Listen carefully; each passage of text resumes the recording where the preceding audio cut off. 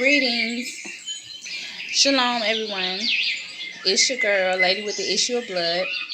Again, and you know what we talk about on this channel, what we discuss is going to be sex. We're going to be discussing the names of the Father, and we're going to discuss the names of the Son. But that's not going to be kind of what we talk about today. But if you listen and you feel in my channel, like and subscribe. So let's dig right in. Mind you, I did this last night. Short, sweet, got deleted. So this is the do-over. But this is a very important topic. I'm very excited about it. What we're going to be talking about today is covenant and circumcision.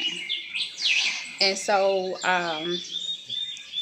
I just love this topic. I've been trying to do this for days. This is like, so hear me out. So we're talking about a covenant. We think about Abraham and we think about Isaac, and we think about how God ordained Abraham to circumcise Isaac on the 8th day, and what that was about.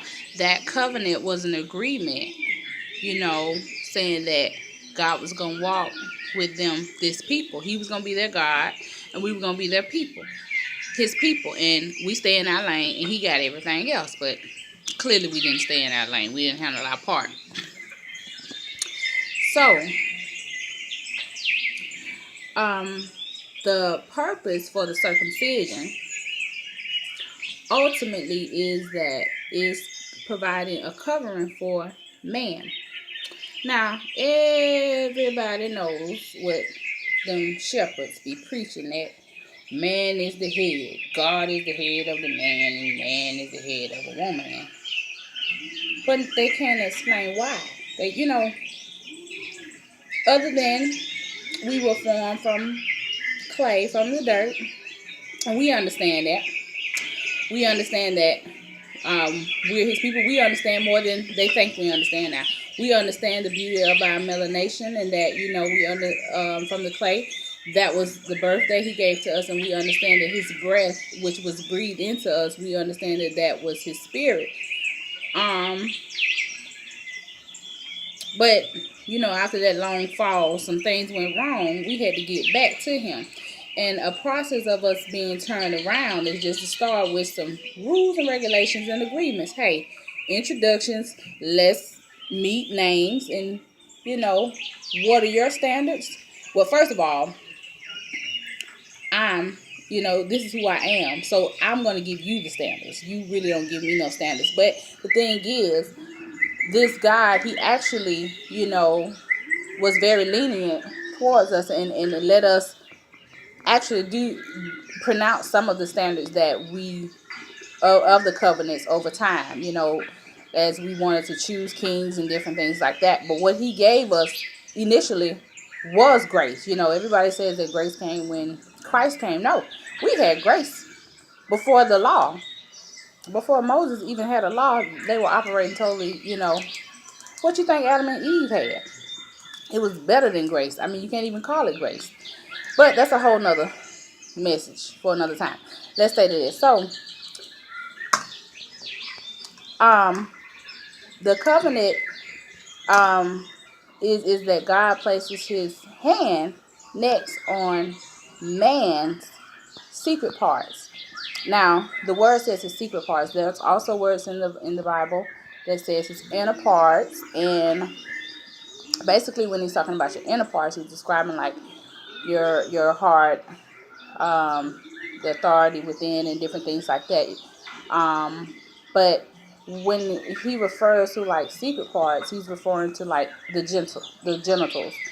Now there's other scriptures where it talks about the secret parts, and it's not so nice. There's a plague being pronounced. There's a lot of them where it says he smote them in their secret parts.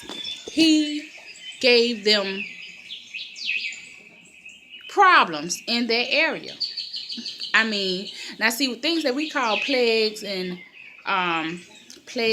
dropsy and leprosy and all those other things, then that's just different names now. We call basically everything disease now. You know what I'm saying? But a lot of that stuff was going on back then too. So he smited them with some of those same things, some of the same issues. But I digress. First, they were commanded to be cut. The man was commanded to be cut on his foreskin. Now, let's dive right in. We got this saying that men be led by their head. You know, they listen to the other head, little head instead of big head, whatever. So to steer away from that, I suppose, you know, the Lord Elohim causes that foreskin to be cut for some purposes.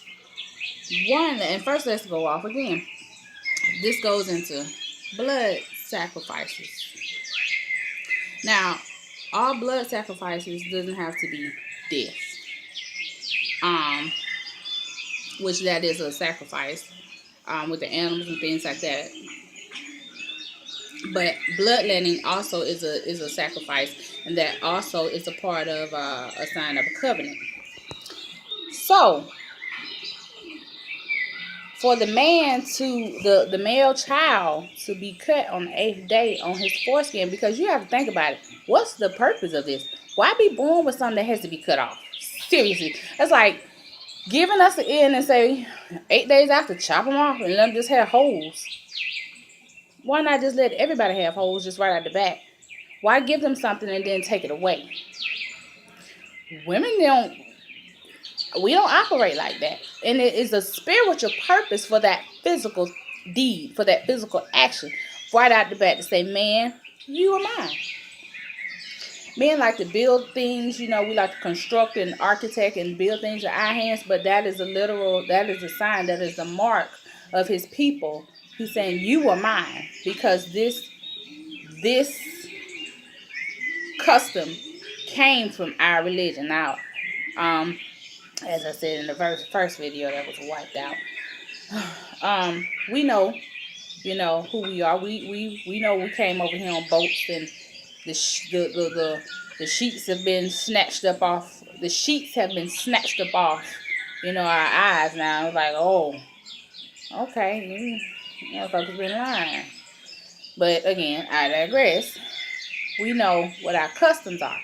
And so with that being said, that's a covenant directly with us. And this is where I want to come in, people, and just like whisper to the brothers.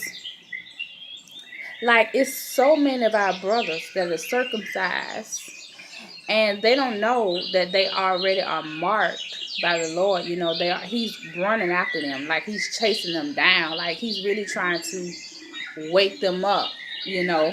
And when they get close to that awakening, they push on off, you know, like a boat with a stick in it. This has been my metaphor lately. I like this character. I like that picture. But they push away because they don't want to wake up. But it's like he touched them in that part, and they want to continue to run after lust, run after lasciviousness, you know, run after wantonness and all that stuff. You know, last night I ain't had all them words. I just said fornication, but I'm on it today. Hallelujah. So my point is, they come out with this foreskin, and he have to touch them in the secret parts and remove it. That they got to go through this healing process and sit and think and meditate about like what just happened to them. Now I know they're a child, but think about everybody ain't been circumcised when they was young. Some people got circumcised later. And then ladies, think about, you know, men that haven't been circumcised. Now, you know, I haven't had that pleasure and everything to encounter one of those, but you know, I hear it's a hassle lifting up that foreskin and scrubbing and cleaning and trying to keep all that clean and, you know, situated and just, you know, during intercourse, you know, I just can't imagine. Just some extra stuff that just probably even unwanted from the female point of view. And you be questioning like, why y'all didn't get this taken care of early? But again, I digress. My point is that it's like a responsibility. And if you let that child, that male child, be circumcised at a young age, it's like you're giving that man child over to the responsibility of the Most High. You're trusting him and showing him to trust me, like from my heart to the heart of me. And we talked about on my channel the sex. I know heart is the authority within, but you think deep within, it's definitely linked to that gut. That heart feeling of, like I said, everything comes from your belly. The satisfying of your soul is found in your belly, from food to your babies to, orgasm, all of that. But my point is that is very